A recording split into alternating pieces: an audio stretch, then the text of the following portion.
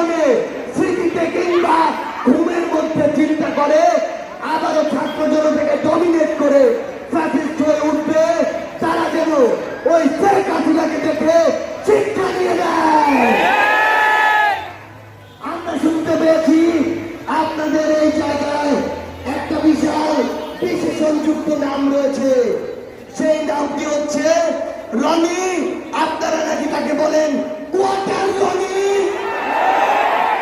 এসব রনিরা এরপর থেকে যেন টাঙ্গাইলের রাস্তাঘাটে থেকে শুরু করে কোন জায়গায় তাদের অস্তিত্ব প্রদর্শন না করতে পারে।